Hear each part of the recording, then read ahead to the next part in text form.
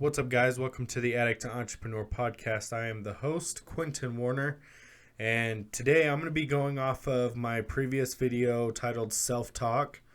I kind of went through a little bit of my background, but not all of it. It was just kind of a dipping my toes in the water of this whole YouTube thing and the podcast theme. But today I'm going to go over the questionnaire that I've actually set to ask other people, so I'm going to go through it for myself. So the first question is talking about childhood and my upbringing. So as you guys know, in my previous video, self-talk, that I didn't have the best first 5 years of my life weren't very good. I ended up being molested a lot and treated very poorly. And so I only went up to the point where I was about 5 years old. So if you want to hear that part of the story, just go back to the video self-talk. I'm just going to keep moving on from there. So at the age of 5, I went to a new family, and I didn't know how to be a normal human being. I didn't know how to be a child because I was very restricted in the last family that I had been to. So in the next family, I thought that that's what life was supposed to be because that's all my life had been. And so when I first got there, talking to my mom now and stuff, she says she knows that something was wrong because I was very, very timid. I would sit on the couch and not know whether or not I could get up and play. I would wait until somebody asked me if I was hungry to eat. And then when I did get food, she said it was really weird because I didn't know how to make my own food or anything. And And then after that, after I kind of came out of that for a while, I became this very, very self-destructive child. I destroyed such stuff just for the fun of it. I always wanted to make things, which is, I guess, the entrepreneur part of me. I always wanted to make something out of something else. So I'd made like little remote control cars and stuff out of VCR players and CD players. But it's also because when I was a child, I would lie about everything and I would steal little things and then I'd get caught red-handed with it and I would lie about it. So my addictive behavior started off at a very, very young age. I was an addict before I ever even touched substances. I would always steal things and then I would lie about it even though I got caught. And then all through elementary school, they had me in special ed. And I didn't like the teachers. I didn't like having to read. I still don't really like reading, but I do it every once in a while, just a little bit. But I didn't ever like to read. They always thought that I was a troubled child, I guess. In elementary school, I got into a lot of trouble. Anytime I got a chance to go to the bathroom, I was vandalizing it in some sort of way, whether it was writing on the mirrors with Sharpie or pouring ink down the toilet, so it just ruined everything. But I know that like at least every 2 weeks my mom was getting called to the school. And I remember in 6th grade I did something. I poured like this little squeeze candy all over the heater they had in the bathroom, so it like cooked to the heater and peeled the paint off, and it was a mess, man. And I ended up getting suspended from school for 3 days, and I wasn't allowed to go on this field trip that the class got to go on. I can't remember where they got to go to. It was up on the side of the mountains where the Indians made houses in the side of the mountain, and you had to walk down this really narrow path and stuff to get there. But which I really wanted to go, but then I got suspended, and I didn't get to go on that. I got grounded for several days. My dad just made me read the whole time. And so moving into high school, I didn't get into a lot of trouble. All I did through high school was research on how to sell drugs, on how to make drugs, on how to do drugs. But I never really got into drugs until my senior year. But because I was never doing anything productive through school, I wasn't doing any of the assignments. I failed all through high school. And my senior year, I ended up taking like 90% of my my high school credits my senior year, which they told me I couldn't do it, but I told them, give me the classes, we'll see what happens. Well, I printed out my transcripts not too long ago, and I ended up scoring like the highest of my class that year. But because I didn't do it all the other years, I didn't get to be like VIP in school or whatever the hell it is. Um, and then, so all through high school, I had no real connections with anybody. I didn't have any connections with girls. I didn't even know how to talk to girls. All I know is I would get in fights, and I'd never get in trouble for the fights, and I never really started the fights. But I'll be damned if I didn't finish each one of them. I was just a very angry my adolescence was very angry. I had a lot of pent up anger towards these people that did things to me, and I took it out on a lot of other people. I was always yelling at people, mouthing off to people, and I would get in fights on the school bus. I was very, very rowdy and obnoxious, and I think back on it now, and I think I was trying to get attention because I didn't really have that much attention when I was at home. Most of the time at home, I was grounded because I didn't keep my grades up, so I was grounded to my room with no electronics or anything. And so the electronics that I did have, like CD players, VCRs, any type of electronic that I had, I would tear it apart and figure out how it worked. I'd figure out the mechanics of it, and then I would turn the mechanics of it into something else. I made tattoo guns, different types of remote control cars, anything you can make that's mechanical. I probably made a smaller version of it, and I'd make like little airplanes, all sorts of stuff. And I was grounded to my room, so my room was always a mess. I had stuff everywhere. Like I had a certain trail that I'd walk through it.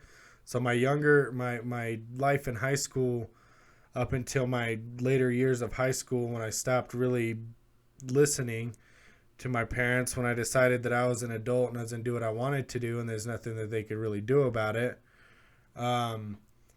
But I think once it got to a certain point, they realized that I think they realized that I was gonna go down a dark road, and that nothing anybody could say would change my mind until I experienced myself. So they kind of just let me go and just let me start experiencing the world. I think I was only like just turning 17 when that started to happen. I got in trouble in high school a couple times. One was for vandalizing like the whole town. Like, we lived in a small town, so me and a buddy of mine, we vandalized the whole town. It was a night where they put flags out because it was like a holiday where we cut them all in half. We cut people's trampolines in half. We slashed every tire in sight. And yeah, that was I really wish I had never done that, because it put me into the court system very early. And so I kind of already got a feel for how the court goes before I was ever even out of high school. And then I can't remember whether it was my senior year or my junior year. There was this house that I knew where the people in it grew and stored their own pot, and they were out of town because they left to go to California during the winter. Well, me and the same buddy, we broke into this house, and this is where we picked up another burglary charge of a dwelling. And so we got in a lot of trouble for that. And he ended up getting sent away for quite a while. And then, I think it was 10th grade. I think that happened in 10th grade because he went away for like a year and then came back when I was in 11th grade. And after that, we started hanging out a lot again. Hung out through the summer. We skateboarded, rode BMX, got high.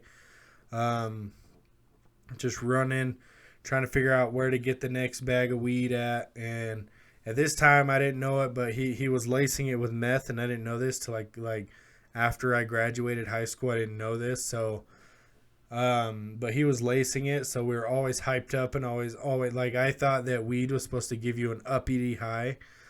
And so I chased like that uppity high for like the next couple years. And we ended up, so my dad cheated on my mom. And so I started stealing money from his business. And ultimately he went out of business. Not out of business, he works out of his home now.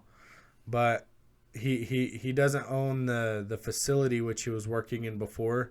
We went in, we took a bunch of the snacks, a bunch of the pop. We took like as much of the money out of the register as I thought that he wouldn't notice. But when he only has $500 in the drawer and I take 300 of it, like he knew. Like the next morning he knew. And then so the next morning the cops show up at or not the cops, but my mom shows up at the high school and she's like, "What did you do?" And I told her, I was like, "Yeah, I did it." And she took me down to the gas station where he was doing his mechanicking out of, and she left me there for a minute. And I told him, "Yeah, I did it all by myself." And he's like, "Well, I want your phone." So I went to give him my phone. Well, he locked the door so I couldn't run out of the shop, right? And so I handed him the phone, and as soon as I handed him the phone, he went to open it, and I yanked it out of his hand and took off to the bathroom. And I threw the phone in the toilet and tried to flush it, but it didn't work. He got it out. And I don't know if he ever got it turned on or anything, but I know that I tried to get rid of the evidence. And then so I told my mom, like, this is where the story kind of takes a turn. So I told my mom, "Yeah, I took it." And she said, "Well, give me the money back." So I told her, "Okay, take me home." And so she took me home, and she's all like, "I can't believe you do this, blah, blah, blah." She's like, "But I don't want you to go to jail." So she said, "Give me the cash back." And then she gave me all of her change that she had saved up, and I put it in a backpack. You got to understand, this backpack has probably like $400 worth of change in it. It's heavy as shit. So she gives it to me, and she's like, "Okay, I'm going to the bathroom." I was like, "Okay." She went to the bathroom. I took off running out the house and ran down to the riverbank, and I stashed the backpack. Then I ran like the 3 miles it is up the river to where my buddy's house is to let him know. Well, the cops were pulling up at his house just as I was dropping the hill behind his house. So I knocked on the window. I was like, "Hey, bro, the cops are here." He's like, "I know." And then they come in the room, and then they're like, "Hey, you need to stop." And I took off running up the hill. And at the top of the hill, they had this Great Dane chained to like this piece of machinery. And as soon as I topped the hill, the dog met me and then stood up, and I bolted off to the other side of the hill, and I dropped off the other side of the hill, and I went running. And I finally I went down to some people's house that I know, and I was like, "Hey man, can you guys give me a ride to this other town that's like 20 miles away?" And they're like, "No, if you call your mom and she says that you can that we can give you a ride, we'll give you a ride." So I'm like, "Okay." So I call my mom. Well, the cops were standing there, so she couldn't give them permission, and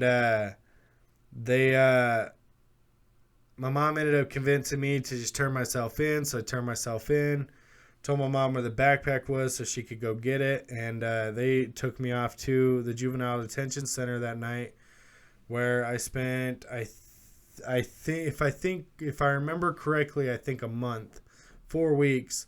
And after 2 weeks, they did an evaluation court date, and they asked my mom and my dad if they were ready to have me home. They said yes. And then they asked me, "Hey, are you ready to go home?" I was like, "No." So it's probably the only time in history where anyone's ever told the judge, "No, can I just stay here behind bars?" The judge is like, "All right, cool, we'll give you another 2 weeks, whatever." But the real reason I stayed is so I could catch up on some high school. And I mean, it wasn't the greatest place to be, but I got 3 hots and a cot. And after that court date, the counselor lady that sits in the courtroom, like I got special treatment after that. Like I got an extra juice, whatever, at lunch, and I got to hang out like later than the other kids did, because I was there on vacation. Like everyone else there is on sentencing, and I'm like there because I want to be. And it was a really crazy situation. But I got caught up in a couple. I think like I did like a whole year of English within those 4 weeks, like a whole credit of English. Because I asked the teacher, I was like, look, I know all this, but my school has us do these crazy long assignments that I just don't like doing. She's like, okay, well, I'm not supposed to do this, but I'll let you test out. If you could take these packets and have them done by the end of the 2 weeks, I'll write your credit off. So I had them done. Then a couple days I had them done, and I just lounged around the rest of the time I was there. But after that, I got out, graduated high school, and when I graduated high school, the school actually gave us like $100 in a sash, with like candy and stuff on it. Well, I'm an addict, so first thing I did is I took the money and I ran off to the town that was 20 miles away because that's where my using friends were, and I bought an ounce of weed that night, and I think we smoked that whole ounce that one night. Why? Because I was chasing that high I was getting from the laced weed, and I didn't know it. A few months down the road, get into some more trouble, and I finally find the drug that I was actually chasing the whole time, and it wasn't the drug I thought it was, but I was chasing meth. I tried meth one time while I was here. I tried meth, and then right after that, the next day, I was looking up how to cook it, how to, because I needed more, man. I'm an addict. I needed more, and I needed it right now, but I didn't know who to talk to. And because the weed guys that I was getting it from, like, they didn't have any hookups for it. All they got was weed. So I don't even know who to talk to. I'm timid. I don't know. I can't just ask somebody on the street, hey, man, you got some meth? So I just, after that, the law started getting hot in on me. So I ran away to Texas. I spent some time there with my biological dad, which was great. I mean, got to work in the oil field at a grocery store. Smoked pot all the time. Got to drink all the time. After a few months of being there, I left and went and lived with my brother. And my brother was under the age of 18 at that time. And so I took 2 ounces of weed with me to where he was at because I still hadn't found meth again. Okay. And so we were smoking weed all the time. So I didn't really get kicked out of there. I left. The lady that his mom found my weed and asked me about it. And I was like, yeah, I got it. Well, she never kicked me out. She tries to say that she kicked me out. She didn't kick me out. I left. I left because of the kind of person she is. I don't like her. Not one bit. I'm not going to say that I hate her, but I do not like her. Not at all. She's brainwashed my brother into thinking a bunch of bullshit. And she just won't fess up to the shit she put me through. So I'm not going to say that I hate her because hate's a very strong word. But I very, very dislike this woman. But anyways, I left there and I had met my biological mom once on the beach while staying with my father. And I went to work in this trailer park and I seen her truck there. And so I found where she lived at, and I was welcomed with open arms. She actually wasn't there at the moment. It took her about 2 days to get back. And so I went and bought myself a half pound of weed with her friend that was a tweaker, and he ended up taking half of that weed to go buy some meth, but I didn't want to admit to anybody that I liked meth, right? So he's sitting there smoking as I'm jonesing and I'm smoking weed, and he ends up getting a bad bag and like ODs in front of me. And like luckily enough, like he came out of it on his own because I was panicked. I didn't know what to do. I just sat there and just kept smoking. Like I could have been in a very bad situation there, but luckily enough that didn't transpire like in the worst situation it could have been. But and then my biological mom shows up, and the first thing she does is she sits down on the floor like across the room from me and just kind of stares at me for a minute, and then busts out a bag with like 10 grams of meth in it. She's like, "You smoke this?" I'm like, "Fuck yeah, I smoke that." And she's like, "Cool." So this is the second time that I smoked, and it went on for like I think about a month and a half dude, and I was going and going and going. Like, I don't think I slept for that whole month and a half. I fell asleep one time, and I woke up so miserable that I woke up throwing shit. I was pissed off. Somebody gave me a Seroquel, like 800, so I took it. And then I was in a huge fucking, like, trip state where, I don't know, it was miserable. My body fucking felt weird. I didn't like it, not one bit. And I was like, fuck this. I'm walking somewhere else. So I went and started walking, and we walked for like the whole day, and then like walked a circle on the town, and got back to where we were. And there was this lady that was there, and like her father-in-law or some shit passed away. So like her father-in-law's side of the family didn't want her at the funeral. And so we're like, fuck it, we'll show them, a bunch of us tweakers jump in the back of the truck, and we run down there to like square shit off. Well, the cops show up. The cops pull in, we leave, we go to the gas station. The cop follows us up to the gas station. Like, hey, we need to check everybody's ID. And at this point, like, I completely forget that I had just gotten in trouble in Utah.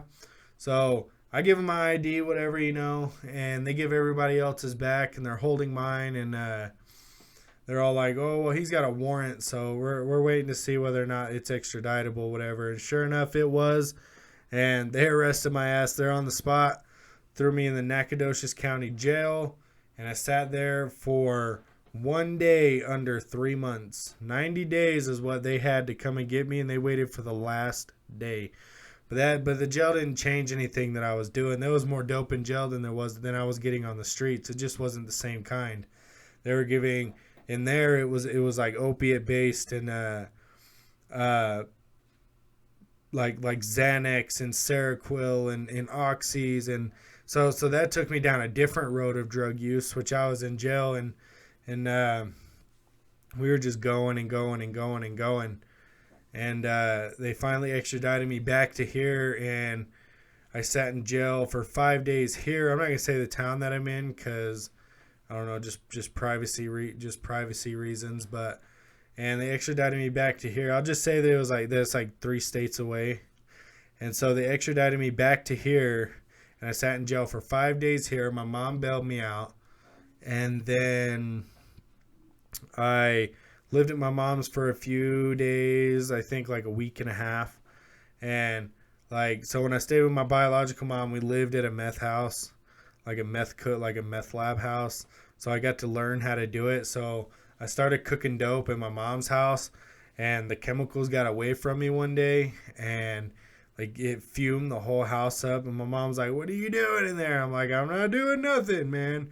So I threw everything out the fucking window, and yeah, it was bad. And so right after that, I just dipped off, went back to the town that I lived in, and that's when I ended up started getting high again, and they didn't have my court date set out for like 3 months. So I was like, fuck it, I got 3 months, and I ended up in town for a year before any sentencing or anything. So we were getting high and everything for the longest time, and then I got clean for a little while I ended up on probation. I ended up with my girlfriend at the same time, and she's been with me ever since, and there's nothing that I could do in this world to repay her for the shit she's done for me, especially with how I've treated her and everything. But we got together, and I tried to straighten up my life a little bit, and I did pretty good for a while. And then when I relapsed again, I relapsed hard, and I went downhill and downhill and downhill, and then I ended up on probation. And like the first day on like at court, when they sentenced me to probation, like, we passed a drug test. I'm like, oh yeah, sure. Knowing that I had just smoked meth like 2 days before, or not smoked meth, but I snorted it like 2 days before. And they're like, oh, you failed for meth. They're like, oh, you failed for meth. And I'm like, oh no, there's no way. They're like, if you lie, you're going to jail. So I'm like, oh yeah, I probably did it. We went to so-and-so's house, and it must have been in the air. And they're like, hey, good enough. We know that's still bullshit, but good enough. And I stayed clean for a year and a half. Okay, I didn't stay clean for a year and a half. I stayed abstinent for a year and a half. I didn't do drugs for a year and a half, but I was waiting and waiting and waiting for the day that I got off of probation so that I could do drugs again. And I ended up not even getting off of probation. I went to court and I went to court, and then the same day that I went to court, I hit up one of my friends. I was walking past my house and got a bag of dope. So I ended up going from probation to bench probation, unsupervised, in a different state. And so I just started running and gunning again. And then so it scared the crap out of me. One day, the probation officer for the state that I lived in came by, and he's like, "Hey, we're here to give you a drug test." And I was like, "No, you're not." I'm not even on probation with you guys anymore. I'm on bench probation now. The only people that can test me is Utah. And they're like, "Okay, give me just a second. Let me talk to the supervisor." Talk to the supervisor, and they left. So, and then after that, I running and gunning for a few years. And dude, I put my girlfriend through living hell for these several years. And then, so it finally got so bad to one point we moved from that state back into the other state, and we stayed in this little trailer. And it got to my using got to the point where I quit my job. I got clean for about 3 days. Okay, I got abstinent for about 3 days, and then I relapsed again. And we got in a huge fight, and I used it as an excuse to leave. And this is when I went really, really, really headfirst into it. So I can't even remember the timeline. But I can remember from the time I left that night up until the point I went to jail, this is what I did. I got high. I stole. I used my girlfriend. I stole money from her. I didn't really steal money from her, but I begged her for money, and she gave it to me. To me, that's still the same as stealing. Begging is stealing to me. And using money, I'd message her every couple of days. "Hey, I'm ready to get clean. Like, will you buy me some food? Maybe a clean pair of clothes?" She'd give me that. I'd stay one night, and I'd start an argument, and I'd fucking leave again. And go for another week getting high, telling her, "Oh, yeah, I'm coming home. I'm not even getting high, I swear, blah, blah, blah." Well, I ended up with this other girl. And, like, I don't know what was going on. I don't know, man. It was when I started shooting, and like this whole time frame is in a days. But I think it was a couple days, and we ended up going back to the trailer. And the night I got arrested, and the last night that I ever used drugs again, everything that I had ever kept my whole life as mementos, and anything that was of value in my house, I put it all in a duffel bag. Even some of my girlfriend's stuff, I put her stuff in a duffel bag too, because it was at the trailer and it cost and it had value. I put it all in a duffel bag, and I traded it for 4 grams of heroin. 4 grams of heroin. Like my life's worth of saving a mementos and was all worth 4 grams of heroin. Like, how rock bottom could you possibly be? Okay. And then right after I got that, my girlfriend that I'm still with, she came to the trailer, and she's like, "I want to talk to you." And I was like, "Okay, let's go outside." Well, we made it to the door, and I shoved her out the door and closed the door. And then I messaged her, "I don't ever want to see you again. Just leave me alone." And,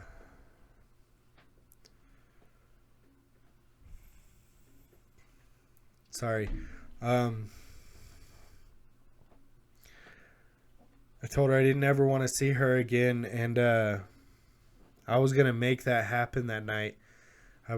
First thing he did is I walked back down the hallway. I walked in, I grabbed the rig that I was using. I loaded 1/2 gram of heroin into a spoon, into the rig, and then I tie off, and I'm going to hit myself with 1/2 gram of heroin when I've only been doing like a point of heroin. Not even that. Like 0.01. No, fuck. I don't even fucking know. But it was like a quarter of like a 0.1. And I loaded 1/2 gram in there, which is 0.5. And dude, I was ready to fucking end it. My rock bottom was trading everything that ever meant anything to me for 4 grams of heroin and pushing the person that I love most in this world out the door just to do one more fucking shot. One fucking more is what I wanted. I stuck myself like 4 times. I couldn't hit. I got frustrated. My phone rings, so I answer the phone, and so you gotta understand. So I'm like 6 miles away from this other town in the other state. Somebody calls me and they're like, "Hey man, the cops are on their way." So I take everything. I put it all in a box and I throw it underneath the mattress. And when the cops got there, I told them, "No man, I'm not doing drugs." One of them pulled me outside. Told me, "Hey man, we already know you have it. We have controlled buys on you. You're going to jail tonight. So we're gonna search the property either way." So I just gave up, man. My rock bottom led me up to that point, and that's the night that I gave up using. Like the first time where I felt so helpless that I was ready to give it up, man. I was done. I was sick of the struggle. I was sick of living in cold, nasty fucking places. Like the stupid fucking thing about using is that you feel so great, and as soon as you come down, you realize you live in a fucking sewer pond. And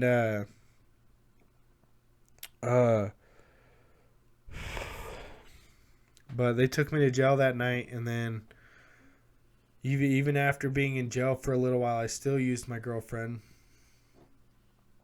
And I still had her put money on my books, and she would be the one at court. And I remember when I finally pled into drug court, she was calling the tracker and the lady that was running drug court at the time. She was calling them every day to get me into drug court because I needed help. I didn't need to go to jail. I didn't want to be released on probation because I would just go right back to what I was doing. I got released into drug court. And that started my life of recovery, man. Drug court has shown me how to live life. They've given me skills to battle addiction, to battle cravings. And, man, I can honestly say that I'm more friends with the judge and with the drug court team than I ever was with anybody using, ever.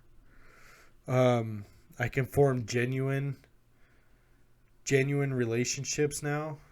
Whether it's just from friendship or business, any type of relationship, I can form a genuine connection now. Before I couldn't do that. I'm coming up on just a couple days under a week from graduating this drug court program, and I'm fucking terrified. I'm gonna be released back into the world with my own devices again, and it's terrifying because I was left to my own devices before, and that got me nowhere but almost killing myself. So that's my rock bottom. That's my story leading up to my rock bottom. Oh man, I don't even know where to go. I kind of hit a bunch of my questions within that story, but let me see. Boundaries. I talked about boundaries so in active addiction, I didn't have boundaries. I was honest to all the people that I didn't need to be honest with. I lied to family and anyone that actually tried to help me and cared about me. I lied to them. But the person I owed $20 to, I was honest to them. So it didn't. I don't understand how living a life filled with so much lying, where I could be honest to the people that really don't give a fuck whether I'm honest to them or not. And so boundaries that I have now is I'm open about anything. You can come and ask me anything. I'll give you my honest opinion, my honest struggles that I've dealt with it. And so yeah, that's we're kind of coming to an end. Another thing that I have here is what kind of income do you have now? So I worked at a hotel during this program. I have worked at Subway during this program, And Subway, and the fact that my girlfriend is the manager of Subway, left me to be able to kind of control my own schedule. Now I own a landscaping business, and I'm making more money now than I ever did using or ever did working an actual job. And I'm left to being able to take the time off that I want to spend with my family and spend with my daughter and my girlfriend. And my life now is 10 times better than what it ever was when I was in active addiction. There's a saying that they say where your worst day clean is still better than your best day high. And you could take that to the bank and cash it, because that's the honest and damnedest truth. And they have another question here that says, so to any addict here that is listening, just stay tuned with this program. Reach out for help. Narcotics Anonymous, Alcoholics Anonymous, any anonymous association can help you or point you in the right direction. So with that being said, just take it 24 hours at a time, 5 minutes at a time, 2 seconds at a time, 1 second at a time. Do whatever it is you got to do to either stay clean or get clean. Thank you.